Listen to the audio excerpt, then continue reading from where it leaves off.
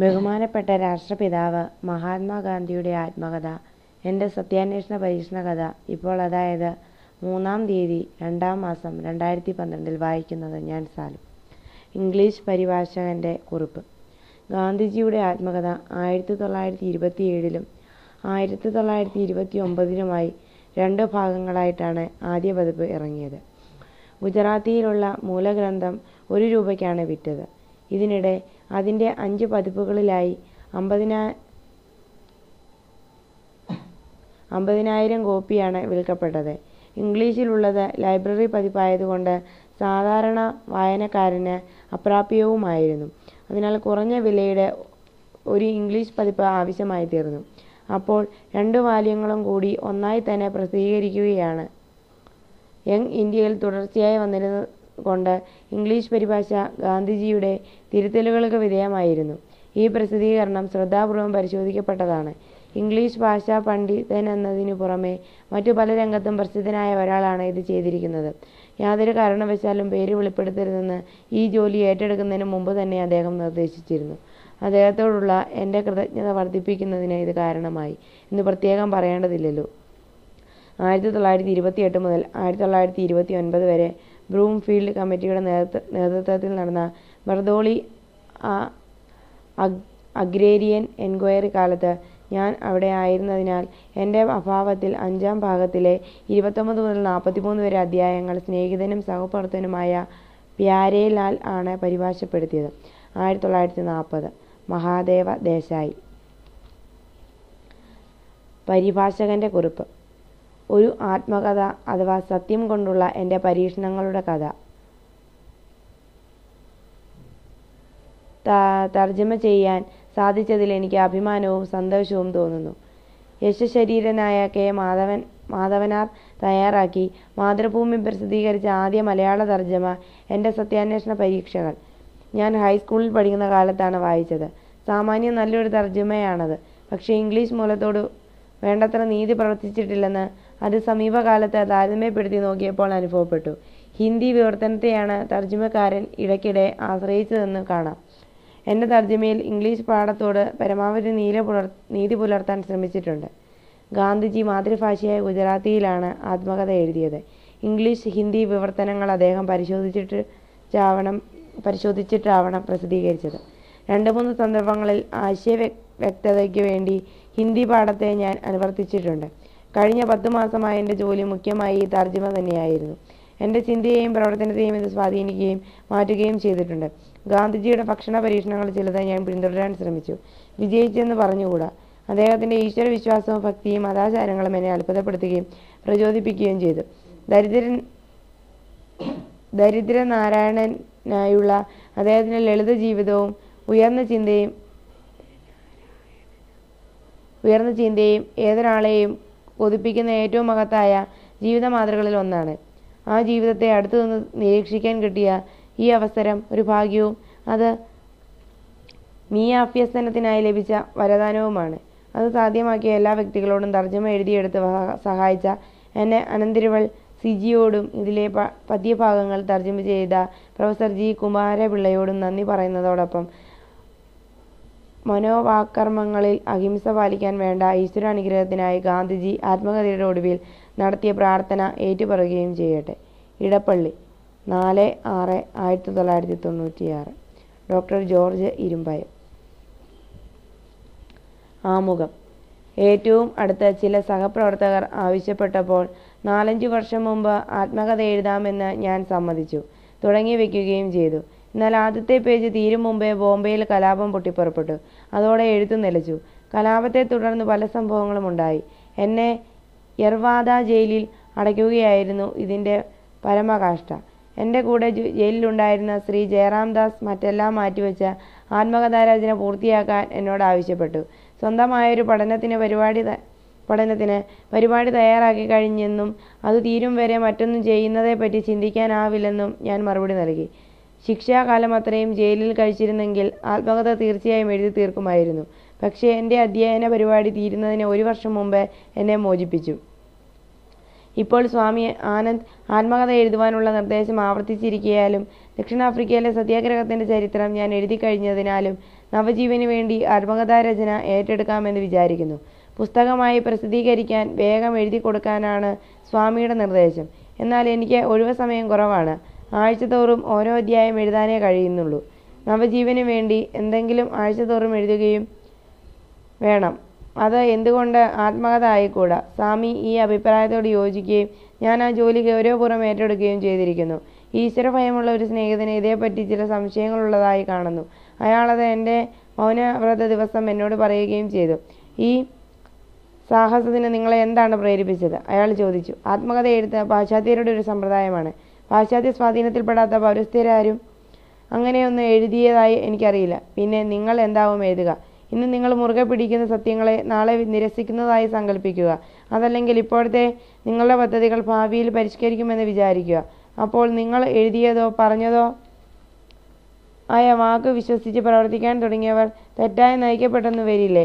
ആത്മകഥാ രൂപത്തിൽ യാതൊന്നും എന്തായാലും ഇപ്പോൾ എഴുതാതിരിക്കുകയാണ് ഭേദമെന്ന് ഇപ്പോൾ നിങ്ങൾക്ക് തോന്നുന്നില്ലേ? ഈ വാദം എന്നെ കുറെ സ്വാധീനിച്ചു. പക്ഷേ ഒരു യഥാർത്ഥ ആത്മകഥ എഴുതാനുള്ള ഉദ്യമമല്ല എൻ്റേത്. സത്യം കൊണ്ടുള്ള എൻ്റെ വിവിധ പരീക്ഷണങ്ങളുടെ കഥ പറയുക മാത്രമാണ് ലക്ഷ്യം. എൻ്റെ ജീവിതത്തിൽ ആ പരീക്ഷണങ്ങളല്ലാതെ മറ്റൊന്നുമില്ലാത്തതിനാൽ കഥ ഒരു ആത്മകഥയുടെ രൂപം കൈക്കൊള്ളുമെന്നത് ശരിയാണ്. എന്നാൽ ഇതിലെ ഓരോ പേജും എൻ്റെ പരീക്ഷണങ്ങളുടെ വിവരണം മാത്രമാവുന്നതാണ് എനിക്കിഷ്ടം. ഈ പരീക്ഷണങ്ങളെല്ലാം ചേർത്തുകൊണ്ടുള്ള ഒരു വിവരണം വായനക്കാരന് ഗുണം ചെയ്യാതിരിക്കില്ലെന്ന് ഞാൻ വിശ്വസിക്കുന്നു, അഥവാ വിശ്വാസപൂർവ്വം അഭിമാനിക്കുന്നു. രാഷ്ട്രീയ രംഗത്തുള്ള എൻ്റെ പരീക്ഷണങ്ങൾ ഇപ്പോൾ ഇന്ത്യയിൽ മാത്രമല്ല ഒരു പരിധിയോളം പരിഷ്കൃത ലോകം മുഴുവൻ അറിയപ്പെടുന്നുണ്ട്. എനിക്ക് അവ അത്ര വിലയുള്ളതല്ല. തന്മൂലം അവ എനിക്ക് നേടിത്തന്ന മഹാത്മാ എന്ന പദവിക്ക് അതിലും കുറഞ്ഞ വിലയേ ഉള്ളൂ. പലപ്പോഴും ആ പദവി എന്നെ ആഴത്തിൽ വേദനിപ്പിച്ചിട്ടുണ്ട്. ഒരു നിമിഷം പോലും അതെന്നെ ആഹ്ലാദിപ്പിച്ചതായി ഓർക്കുന്നില്ല. എന്നാൽ എൻ്റെ ആത്മീയ മണ്ഡലത്തിലെ പരീക്ഷണങ്ങൾ വിവരിക്കാൻ തീർച്ചയായും ഞാൻ ഇഷ്ടപ്പെടുന്നു. അവ എനിക്ക് മാത്രമേ അറിയൂ. അവയിൽ നിന്നാണ് രാഷ്ട്രീയ രംഗത്ത് പ്രവർത്തിക്കാൻ എനിക്കുള്ള ശക്തി ഞാൻ സമാർജിച്ചത്. ആ പരീക്ഷണങ്ങൾ യഥാർത്ഥത്തിൽ ആത്മീയമാണെങ്കിൽ ആത്മപ്രശംസയ്ക്ക് വകയില്ല. അവ എൻ്റെ വിനയം വർദ്ധിപ്പിക്കുകയേ ഉള്ളൂ. എൻ്റെ കഴിഞ്ഞ കാലത്തേക്ക് തിരിഞ്ഞു നോക്കുകയും അതേക്കുറിച്ച് ചിന്തിക്കുകയും ചെയ്യുന്നതനുസരിച്ച് എൻ്റെ പരിമിതികൾ കൂടുതൽ വ്യക്തമായി അനുഭവപ്പെടുന്നു. എനിക്ക് നേടേണ്ടത് ആത്മസാക്ഷാത്കാരം, ഈശ്വരനെ നേരിട്ട് കാണുക, മോക്ഷം പ്രാപിക്കുക എന്നതാണ്. ഇക്കഴിഞ്ഞ 30 വർഷമായി ഞാൻ തീവ്രമായി ആഗ്രഹിക്കുകയും പരിശ്രമിക്കുകയും ചെയ്തുകൊണ്ടിരിക്കുന്നത് അതിനുവേണ്ടിയാണ്. ഞാൻ ജീവിക്കുന്നതും ചലിക്കുന്നതും നിലനിൽക്കുന്നതും ഈ ലക്ഷ്യം പ്രാപിക്കാനാണ്. എൻ്റെ എഴുത്തും പ്രസംഗവും രാഷ്ട്രീയ രംഗത്തെ പ്രവർത്തനങ്ങളുമെല്ലാം ഇതേ ഉദ്ദേശം മുൻനിർത്തിയാണ്. ഒരാൾക്ക് സാധ്യമായത് എല്ലാവർക്കും സാധിക്കുമെന്ന് എക്കാലവും വിശ്വസിക്കുകയാൽ എൻ്റെ പരീക്ഷണങ്ങൾ രഹസ്യമായല്ല പരസ്യമായാണ് ഞാൻ നടത്തിപ്പോന്നത്. ഇതുമൂലം അവയുടെ ആത്മീയ മൂല്യത്തിന് ഇടിവ് തട്ടിയിട്ടുണ്ടെന്ന് ഞാൻ വിചാരിക്കുന്നില്ല.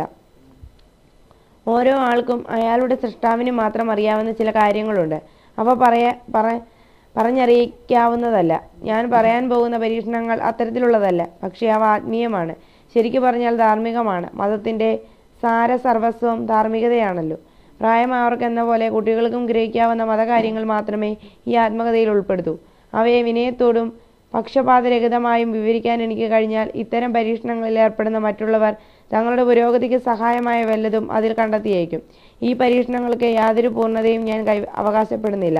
തൻ്റെ പരീക്ഷണങ്ങൾ അത്യന്തം കൃത്യതയോടും മുന്നാലോചനയോടും സൂക്ഷ്മതയോടും കൂടി ചെയ്യുകയും എന്നാൽ തൻ്റെ നിഗമനങ്ങൾ അന്തിമമാണെന്ന് അവകാശപ്പെടാതെ അവയെപ്പറ്റി തുറന്ന മനസ്സോടെ കഴിയുകയും ചെയ്യുന്ന ഒരു ശാസ്ത്രജ്ഞൻ്റെ മനോഭാവമാണ് ഇവയുടെ കാര്യത്തിൽ എനിക്കുള്ളത്. ഞാൻ ആഴത്തിലുള്ള ആത്മപരിശോധന നടത്തിയിട്ടുണ്ട്.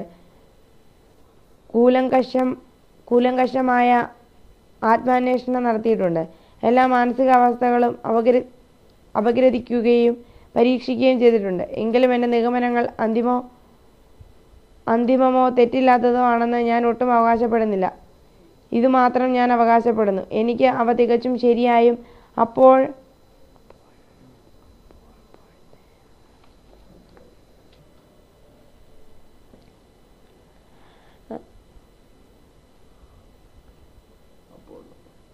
അപ്പോഴത്തെ സ്ഥിതിക്ക് അന്തിമമായും അനുഭവപ്പെടുന്നു. അല്ലാത്തപക്ഷം അവയെ ആധാരമാക്കി എനിക്കൊന്നും ചെയ്യാൻ പാടില്ലല്ലോ. ഓരോ ചുവടുവയ്പ്പിനും ശരിയായി തോന്നിയത് സ്വീകരിക്കുകയും മറിച്ചുള്ളത് തള്ളിക്കളയുകയും ചെയ്തുകൊണ്ടാണ് ഞാൻ പ്രവർത്തിച്ചു പോന്നിട്ടുള്ളത്. എൻ്റെ പ്രവൃത്തികൾ ബുദ്ധിക്കും ഹൃദയത്തിനും തൃപ്തികരമായിരിക്കുന്നിടത്തോളം കാലം അവയ്ക്ക് ആധാരമായി ആദ്യത്തെ നിഗമനങ്ങളിൽ ഞാൻ അടിയുറച്ചു നിൽക്കണം. എനിക്ക് അപ്രായോഗികമായ തത്വങ്ങൾ പ്രതിപാദിക്കാനേ ഉണ്ടായിരുന്നുള്ളൂ എങ്കിൽ തീർച്ചയായും ആത്മകഥ എഴുതാൻ ഞാൻ തുനിയുമായിരുന്നില്ല. എന്നാൽ എൻ്റെ ഉദ്ദേശം ഈ തത്വങ്ങളുടെ നാനാതരം പ്രയോഗങ്ങൾ വിവരിക്കുകയാകിയാൽ എൻ്റെ സത്യാന്വേഷണ പരീക്ഷണ കഥ എന്ന തലക്കെട്ട് എഴുതാൻ ഉദ്ദേശിക്കുന്ന അധ്യായങ്ങൾക്ക് നൽകിക്കഴിഞ്ഞു. സത്യത്തിൽ നിന്ന് വ്യത്യസ്തമായി കരുതപ്പെടുന്ന അഹിംസ, ബ്രഹ്മചര്യം തുടങ്ങിയ തത്വങ്ങൾ കൊണ്ടുള്ള പരീക്ഷണങ്ങളും ഇവയിൽ ഉൾപ്പെടും. എന്നാൽ എന്നെ സംബന്ധിച്ചിടത്തോളം സത്യമാണ് പരമമായ തത്വം. അതിൽ മറ്റനേകം തത്വങ്ങൾ അടങ്ങുന്നു. ഈ സത്യം വാക്കിലെ സത്യസന്ധത മാത്രമല്ല, വിചാരത്തിലേതു കൂടിയാണ്. നാം മനസ്സിലാക്കുന്ന ആപേക്ഷിക സത്യമല്ല, കേവലമായ സത്യം, സനാതനമായ തത്വം ഈശ്വരൻ തന്നെയാണത്. ഈശ്വരന് അസംഖ്യം നിർവചനങ്ങളുണ്ട്. കാരണം ഈശ്വരൻ്റെ പ്രത്യക്ഷീഭാവങ്ങൾ അനവധിയാണ്. അവ എന്നെ അത്ഭുത ഭയഭക്തികളിൽ ആഴ്ത്തുകയും ഒരു നിമിഷം സ്തംഭിപ്പിക്കുകയും ചെയ്യുന്നു. പക്ഷേ ഞാൻ ദൈവത്തെ സത്യം മാത്രമായി ആരാധിക്കുന്നു. ഇതുവരെ ഞാൻ ഈശ്വരനെ കണ്ടിട്ടില്ല. എങ്കിലും ഞാൻ അദ്ദേഹത്തെ തേടിക്കൊണ്ടേയിരിക്കുന്നു. ഈ അന്വേഷണ മാർഗത്തിൽ ഏറ്റവും പ്രിയപ്പെട്ട വസ്തുക്കളെ കൂടി ബലി കഴിക്കാൻ ഞാൻ ഒരുക്കമാണ്. ബലിയായി ആവശ്യപ്പെടുന്നത് എൻ്റെ ജീവനാണെങ്കിൽ പോലും ഞാനത് നൽകാൻ സന്നദ്ധനാകുമെന്ന് ആശിക്കുന്നു. എന്നാൽ ഈ കേവല സത്യം എനിക്ക് അനുഭവപ്പെടാത്ത കാലത്തോളം അനുഭവത്തിലുള്ള ആപേക്ഷിക സത്യത്തെ ഞാൻ മുറുകെ പിടിക്കേണ്ടിയിരിക്കുന്നു. ഈ ആപേക്ഷിക സത്യമായിരിക്കും തൽക്കാലം എൻ്റെ മാർഗദീപവും ചട്ടയും പരിചയം. ഈ മാർഗം ഞെരുക്കമുള്ളതും ഇടുങ്ങിയതും വാളിൻ്റെ വായ്ത്തല പോലെ മൂർച്ചയുള്ളതുമാണെങ്കിലും എനിക്ക് ഏറ്റവും എളുപ്പവും വേഗം എത്താവുന്നതും ഇതാണ്. ഈ വഴിയിലൂടെ തന്നെ തെറ്റാതെ സഞ്ചരിക്കിയാൽ എൻ്റെ ഹിമാലയൻ അബദ്ധങ്ങൾ പോലും എനിക്ക് നിസ്സാരങ്ങളായി അനുഭവപ്പെടുന്നു. നിരാശയിലും ആപത്തിലും വീഴാതെ എന്നെ കാത്തു പോന്നിട്ടുള്ളത് ഈ മാർഗമാണ്. ഈ വെളിച്ചമനുസരിച്ച് ഞാൻ മുമ്പോട്ട് പോയിട്ടുമുണ്ട്. ഈ യാത്രയിൽ കേവല സത്യത്തിൻ്റെ, ഈശ്വരൻ്റെ അഭക്ത ക്ഷണിക ദർശനങ്ങൾ എനിക്കുണ്ടായിട്ടുണ്ട്. ഈശ്വരൻ മാത്രമാണ് സത്യമെന്നും മറ്റെല്ലാം മിഥ്യയാണെന്നുമുള്ള ബോധ്യം പ്രതിദിനം എന്നിൽ വളരുകയുമാണ്. ഈ ദൃഢവിശ്വാസം എന്നിൽ അങ്ങനെ വികസിച്ചുവെന്ന് താല്പര്യമുള്ളവർ മനസ്സിലാക്കട്ടെ. അവർ എൻ്റെ പരീക്ഷണങ്ങളിലും കഴിയുമെങ്കിൽ എൻ്റെ ദൃഢവിശ്വാസത്തിലും പങ്കുകൊള്ളട്ടെ. മറ്റൊരു വിശ്വാസവും എന്നിൽ വളർന്നു വരികയാണ്. എനിക്ക് സത്യമായതെന്തും ഒരു കുട്ടിക്ക് പോലും സാധിക്കുമെന്ന വിശ്വാസമാണത്. അങ്ങനെ പറയാൻ എനിക്ക് തക്കതായ കാരണങ്ങളുണ്ട്. സത്യാന്വേഷണത്തിനുള്ള ഉപകരണങ്ങൾ പ്രയോഗിക്കാൻ ക്ലേശമുള്ളതും എന്നാൽ ലളിതവുമാണ്. അഹങ്കാരിയായ ഒരാൾക്ക് അവ പ്രയോഗിക്കുക അസാധ്യമായി അനുഭവപ്പെടും. നിർദോഷിയായ ഒരു കുട്ടിക്ക് വളരെ എളുപ്പവും. സത്യാന്വേഷി മണൽത്തരിയേക്കാൾ എളിയവനാകണം. ആളുകൾ കാൽക്കീഴിലുള്ള മണൽത്തരിയെ ചവിട്ടിയമർത്തുന്നു. സത്യാന്വേഷിയാകട്ടെ മണൽത്തരിക്കു കൂടി തന്നെ ചവിട്ടിയമർത്താവുന്നത്ര വിനയം വരിക്കണം. അപ്പോൾ മാത്രമേ അയാൾക്ക് പരമസത്യത്തിനും വിശ്വാമിത്രനും തമ്മിലുള്ള സംഭാഷണം ഇത് തന്നെ വ്യക്തമാക്കുന്നു. അപ്പോൾ മാത്രമേ അയാൾക്ക് പരമസത്യത്തിൻ്റെ ഒരു മിന്നലാട്ടം കാണാൻ കഴിയൂ. അതുവരെ സാധ്യമല്ല. വസിഷ്ഠനും വിശ്വാമിത്രനും തമ്മിലുള്ള സംഭാഷണം ഇത് തന്നെ വ്യക്തമാക്കുന്നു. ക്രിസ്തുമതവും ഇസ്ലാമും ഇതിന് സാക്ഷ്യം വഹിക്കുന്നു. ഞാൻ ഈ പേജുകളിൽ കുറിക്കുന്നത് അഹന്താസ്പർശമുള്ളതായി വായനക്കാരന് തോന്നുന്ന പക്ഷം എൻ്റെ സത്യാന്വേഷണത്തിൽ എന്തോ പിശുക്കുണ്ടെന്നും എൻ്റെ ദർശനങ്ങൾ കേവലം മരീചികയാണെന്നും അയാൾ കരുതണം. എന്നെപ്പോലെ അനേകാര്യങ്ങൾ നശിച്ചാലും സത്യം നിലനിൽക്കട്ടെ. തെറ്റ് ചെയ്യുന്ന എന്നെപ്പോലുള്ള മർത്യർക്ക് സഹായകമായ വിധി പറയാൻ വേണ്ടി സത്യത്തിൻ്റെ മാനദണ്ഡത്തിന് തലനാരിഴയുടെ കുറവ് പോലും നമുക്ക് വരുത്താതിരിക്കുക. ഇനി വരുന്ന അധ്യായങ്ങളിൽ ഇടയ്ക്കിടെ കാണുന്ന ഉപദേശങ്ങളെ ആരും ആധികാരികമായി എടുക്കരുതെന്ന് ഞാൻ അപേക്ഷിക്കുന്നു, എടുക്കില്ലെന്ന് ആശിക്കുന്നു. വിവരിച്ചിരിക്കുന്ന പരീക്ഷണങ്ങളെ ഉദാഹരണങ്ങളായി എടുത്ത് സ്വന്തം കഴിവും താല്പര്യവും അനുസരിച്ച് മറ്റുള്ളവർക്ക് പരീക്ഷണങ്ങൾ നടത്താവുന്നതാണ്. ഈ ചുരുങ്ങിയ പരിധിയോളം എൻ്റെ ഉദാഹരണങ്ങൾ പ്രയോജനപ്പെടുമെന്ന് കരുതുന്നു. എന്തെന്നാൽ വെളിപ്പെടുത്തേണ്ട യാതൊരു വൃത്തികെട്ട കാര്യവും ഞാൻ മറച്ചു വയ്ക്കുകയോ ലഘൂകരിക്കുകയോ ചെയ്യില്ല. എൻ്റെ എല്ലാ കുറ്റങ്ങളും കുറവുകളും വായനക്കാർക്ക് പൂർണ്ണമായി പരിചയപ്പെടുത്തി കൊടുക്കാൻ ഞാൻ ആഗ്രഹിക്കുന്നു. എൻ്റെ ലക്ഷ്യം ഞാൻ എത്ര നല്ലവനാണെന്ന് കാണിക്കുകയല്ല, സത്യാഗ്രഹ ശാസ്ത്രത്തിൽ ഞാൻ നടത്തിയ പരീക്ഷണങ്ങൾ വിവരിക്കുകയാണ്. എന്നെ വിധിക്കുന്നതിൽ സത്യത്തെ പോലെ നിർദാക്ഷിണ്യവാനായിരിക്കും ഞാൻ. മറ്റുള്ളവരും അങ്ങനെ ആയിരിക്കണം. ആ മാനദണ്ഡം വെച്ച് എന്നെ അളക്കുമ്പോൾ സൂർദാസിനോടൊപ്പം ഞാൻ ഇങ്ങനെ വിളിച്ചു പറയണം: ആരുണ്ടിത്ര നികൃഷ്ടനായി, എന്നെപ്പോൾ കുടിലൻ, ഖലൻ, കൃതജ്ഞൻ, വഞ്ചകൻ, ജ്ഞാനൻ, സൃഷ്ടാവേ കൈവെടിഞ്ഞവൻ. എന്തെന്നാൽ ഞാൻ ആരുടെ സന്താനമാണോ, എൻ്റെ ഓരോ ശ്വാസത്തെയും ആര് നിയന്ത്രിക്കുന്നുവോ ആ ഈശ്വരനിൽ നിന്ന് ഇപ്പോഴും ഞാൻ എത്രയോ ദൂരെയാണെന്നത് എനിക്കൊരു തീരാവേദനയാണ്. എന്നിലുള്ള ദുർവികാരങ്ങളാണ് ഈശ്വരിൽ നിന്നും എന്നെ ഇത്രമേൽ അകറ്റുന്നതെന്ന് എനിക്കറിയാം. എന്നിട്ടും എനിക്ക് അവയിൽ നിന്ന് രക്ഷപ്പെടാൻ കഴിയുന്നില്ല. ഇതിവിടെ അവസാനിപ്പിക്കാം. യഥാർത്ഥ ചരിത്രം അടുത്ത അധ്യായത്തിലേ തുടങ്ങാനാവൂ. സാബർമതി ആശ്രമം, 1925 നവംബർ 26. M.K. ഗാന്ധി. ഭാഗം 1. 1. ജനനം. മാതാപിതാക്കൾ. ഗാന്ധി കുടുംബക്കാർ ബനിയ ജാതിയിൽപ്പെട്ടവരാണ്. അവർ ആദ്യം പലചരക്ക് വ്യാപാരികളായിരുന്നത്രേ. എന്നാൽ എൻ്റെ മുത്തശ്ശൻ മുതൽ 3 തലമുറയായി അവർ കത്തിയവാറിലെ വിവിധ നാട്ടുരാജ്യങ്ങളിൽ പ്രധാനമന്ത്രിമാരായിരുന്നു. അവരിലൊരാളും എൻ്റെ മുത്തശ്ശനുമായ ഉത്തംചന്ദ് ഗാന്ധി അഥവാ ഓത്താ ഗാന്ധി തത്വനിഷ്ഠയുള്ള ഒരാളായിരുന്നിരിക്കണം. പോർബന്തറിലെ ദിവാനായിരുന്ന അദ്ദേഹത്തിന് അവിടുത്തെ ഉപചാപങ്ങൾ മൂലം അതുപേക്ഷിച്ച് ജുനഗാദിൽ അഭയം തേടേണ്ടി വന്നു. അവിടെ അദ്ദേഹം നവാബിനെ ഇടത്തെ കൈകൊണ്ടാണ് അഭിവാദ്യം ചെയ്തത്. ഈ പ്രകടമായ അനാദരവ് കൊണ്ട് ആരോ കാരണം ചോദിച്ചപ്പോൾ ഇതായിരുന്നു മറുപടി: എൻ്റെ വലത്ത് കൈ പോർബന്തറിന് സമർപ്പിച്ചു പോയി. ആദ്യ ഭാര്യ മരിച്ച ശേഷം ഓത്താ ഗാന്ധി രണ്ടാമത് വിവാഹം ചെയ്തു. ആദ്യ ഭാര്യയിൽ 4ഉം രണ്ടാമത്തെ ഭാര്യയിൽ 2 പുത്രന്മാർ അദ്ദേഹത്തിനുണ്ടായി. ഇവർ ഒരേ അമ്മയുടെ മക്കളല്ലെന്ന് കുട്ടിക്കാലത്ത് അറിയുകയോ അങ്ങനെ തോന്നാൻ ഇടവരികയോ ചെയ്തതായി എനിക്ക് ഓർമ്മയില്ല. ഈ 6 സഹോദരന്മാരിൽ 5ാമനാണ് കരംചന്ദ് ഗാന്ധി അഥവാ കാബ ഗാന്ധി. 6ാമൻ തുളസീദാസ് ഗാന്ധിയും. ഇവർ പുറകെ പോർബന്തറിലെ പ്രധാനമന്ത്രിമാരായി. കാബ ഗാന്ധിയായിരുന്നു എൻ്റെ അച്ഛൻ. അദ്ദേഹം രാജസ്ഥാനി കോടതിയിലെ ഒരു അംഗമായിരുന്നു. നാടുവാഴികളും അവരുടെ ബന്ധുക്കളും തമ്മിലുള്ള തർക്കങ്ങൾ തീർക്കുന്നതിന് അക്കാലത്ത് വളരെ ശക്തിയുള്ള ഒരു സ്ഥാപനമായിരുന്നു ആ കോടതി. ഇപ്പോൾ അത് നിലവിലില്ല. അച്ഛൻ കുറച്ചുകാലം രാജ്കോട്ടിലും പിന്നീട് വാങ്കനറിലും പ്രധാനമന്ത്രിയായി പ്രവർത്തിച്ചു. മരിക്കുമ്പോൾ രാജ്കോട്ട് വക പെൻഷൻ കിട്ടിയിരുന്നു. ഓരോ ഭാര്യയുടെയും മരണത്തെ തുടർന്ന് മറ്റൊന്നെന്ന മട്ടിൽ അദ്ദേഹം കാബ ഗാന്ധി 4 തവണ വിവാഹം കഴിച്ചു. ആദ്യത്തെ 2 ഭാര്യമാരിൽ നിന്നായി അദ്ദേഹത്തിന് 2 പുത്രിമാരും 4ാമത്തെ ഭാര്യയായ പുത്ലിഭായിയിൽ നിന്ന് 1 പുത്രിയും 3 പുത്രന്മാരുമുണ്ടായി. അവരിൽ ഏറ്റവും ഇളയ മകൻ ഞാനാണ്. അച്ഛൻ വർഗസ്നേഹമുള്ളവനും ധീരനും സത്യസന്ധനും ഉദാരമതിയും അതോടൊപ്പം മുൻകോപിയുമായിരുന്നു. ഒരു പരിധിയോളം വിഷയാസക്തനുമായിരുന്നു അദ്ദേഹമെന്ന് വേണം വിചാരിക്കാൻ. കാരണം അദ്ദേഹം 4ാം തവണ വിവാഹം കഴിക്കുമ്പോൾ 40 വയസ്സ് കഴിഞ്ഞിരുന്നു.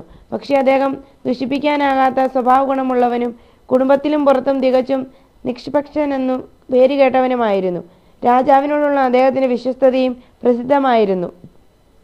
ഒരു അസിസ്റ്റന്റ് പൊളിറ്റിക്കൽ ഏജന്റ് തന്റെ നാഥനായ രാജ്കോട്ട് ഡാക്കോർ സാഹിബിനെ നിന്ദിച്ചു പറഞ്ഞപ്പോൾ അദ്ദേഹം എതിർത്തു. ഏജന്റ് ക്ഷുഭിതനായി അദ്ദേഹത്തോട് മാപ്പ് പറയാൻ ആവശ്യപ്പെട്ടു.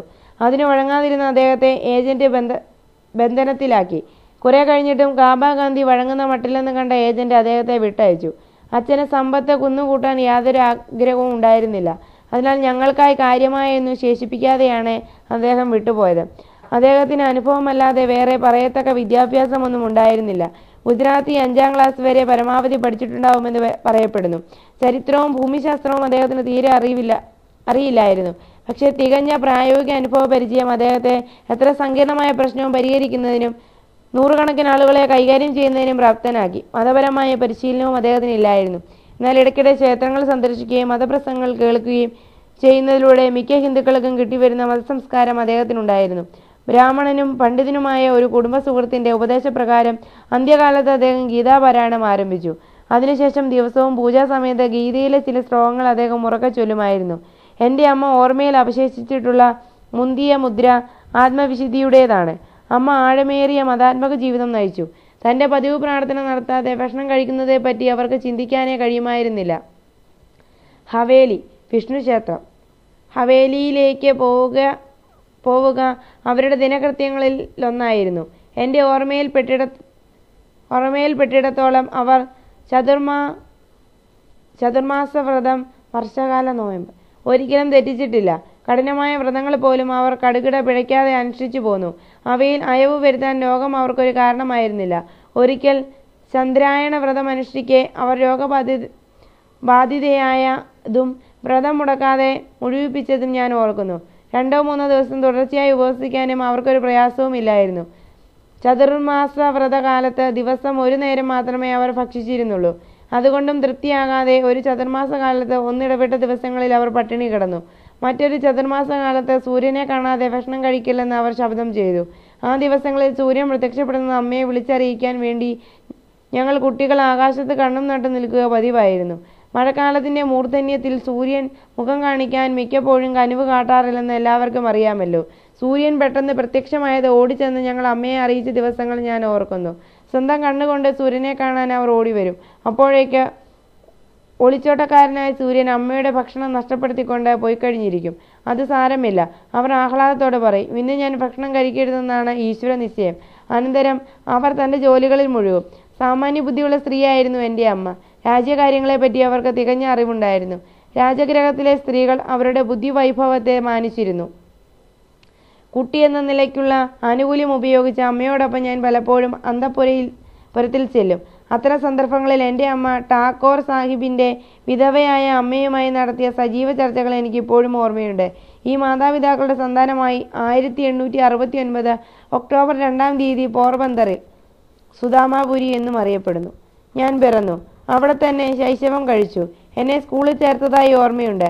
ഗുണനപ്പട്ടിക പഠിച്ചത് നന്നേ ക്ലേശിച്ചാണ്. മറ്റു കുട്ടികളോടൊപ്പം ചേർന്ന് ഞങ്ങളുടെ അധ്യാപകനെ ചീത്ത പറയാൻ പഠിച്ചതല്ലാതെ അക്കാലത്ത് മറ്റൊന്നും എനിക്ക് ഓർമ്മിക്കാൻ കഴിയാത്തതിൽ നിന്നും എൻ്റെ ബുദ്ധി മന്ദിച്ചതും ഓർമ്മശക്തി അപക്വമായിരുന്നെന്ന് ഉറപ്പിക്കാം.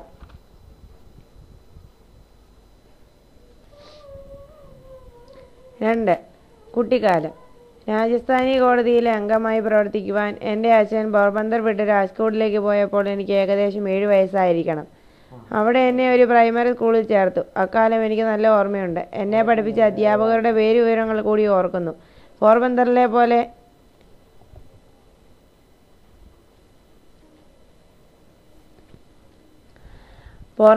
പോലെ അവിടെയും എൻ്റെ വിദ്യാഭ്യാസം സംഭവരഹിതമായി നടന്നു. ഞാനൊരു സാധാരണ വിദ്യാർത്ഥി മാത്രമായിരുന്നിരിക്കണം. ആ സ്കൂളിൽ നിന്ന് സബർബൻ സ്കൂളിലേക്കും അവിടെ നിന്ന് ഹൈസ്കൂളിലേക്കും ഞാൻ പോയി. അപ്പോൾ എനിക്ക് 12 വയസ്സായിരുന്നു. ഈ കാലത്തിനിടയ്ക്ക് എൻ്റെ അധ്യാപകരോടോ സഹപാഠികളോടോ ഒരിക്കലെങ്കിലും നുണ പറഞ്ഞിട്ടുള്ളതായി ഞാൻ ഓർക്കുന്നില്ല. ഞാനൊരു നാണം കുണുങ്ങിയായിരുന്നു. അതുകൊണ്ട് ആരോടും കൂട്ടുകൂടാതെ കഴിച്ചു. എൻ്റെ പാഠങ്ങളും പുസ്തകങ്ങളും മാത്രമായിരുന്നു കൂട്ടുക. കൃത്യസമയത്ത് സ്കൂളിലെത്തുക, ക്ലാസ് വിട്ടാലുടൻ വീട്ടിലേക്ക് ഓടുക, ഇതായിരുന്നു എൻ്റെ ശീലം. ഞാൻ അക്ഷരാർത്ഥത്തിൽ ഓടുകയായിരുന്നു. കാരണം ആരോടെങ്കിലും സംസാരിക്കുക എനിക്ക് താങ്ങാനാവുന്നതിലേറെയായിരുന്നു. വല്ലവരും എന്നെ കളിയാക്കുമോ എന്ന ഭയവും ഉണ്ടായിരുന്നു. ഹൈസ്കൂളിലെ എൻ്റെ ആദ്യ വർഷം പരീക്ഷാ സമയത്ത് നടന്ന ഒരു സംഭവം രേഖപ്പെടുത്താൻ തക്കതാണ്. വിദ്യാഭ്യാസ ഇൻസ്പെക്ടർ മിസ്റ്റർ ഗൈൽസ് പരിശോധനയ്ക്കായി എത്തിയിരുന്നു. അക്ഷരജ്ഞാനമുണ്ടോ എന്ന് നോക്കാൻ അദ്ദേഹം ഞങ്ങൾക്ക് 5 വാക്കുകൾ തന്നു. അവയിലൊന്ന് കെറ്റിൽ ആയിരുന്നു. ഞാനത് തെറ്റിച്ചു. അധ്യാപകൻ എൻ്റെ അടുത്തെത്തി ബൂട്ട്സിൻ്റെ അറ്റം കൊണ്ട് അടയാളം കാണിച്ച് എൻ്റെ തെറ്റ് തിരുത്തിക്കുവാൻ ശ്രമിച്ചു. പക്ഷേ ഞാനത് ശ്രദ്ധിച്ചില്ല. അടുത്തുള്ള കുട്ടിയുടെ സ്ലേറ്റിൽ നോക്കി സ്പെല്ലിംഗ് ശരിക്കെഴുതാൻ അദ്ദേഹം ആവശ്യപ്പെടുമെന്ന് ചിന്തിക്കുക എനിക്ക് അസാധ്യമായിരുന്നു. എൻ്റെ ധാരണ കോപ്പിയടിക്കാതെ നോക്കാനാണ് അദ്ദേഹം അവിടെ നിൽക്കുന്നതെന്നായിരുന്നു. ഞാനൊഴികെ എല്ലാ കുട്ടികളും സ്പെല്ലിംഗ് തെറ്റിക്കാതെ എല്ലാ വാക്കും എഴുതിയതായി കണ്ടു. ഞാൻ മാത്രം വിഡ്ഢിയായി. എൻ്റെ വിഡ്ഢിത്തം ബോധ്യപ്പെടുത്തി തരാൻ ആ അധ്യാപകൻ പിന്നീട് ശ്രമിച്ചു. പക്ഷേ ഫലമുണ്ടായില്ല. കോപ്പിയടി എന്ന കല എനിക്കൊരിക്കലും അഭ്യസിക്കാൻ കഴിഞ്ഞില്ല. എങ്കിലും ഈ സംഭവം എൻ്റെ അധ്യാപകനോടുള്ള ബഹുമാനത്തിന്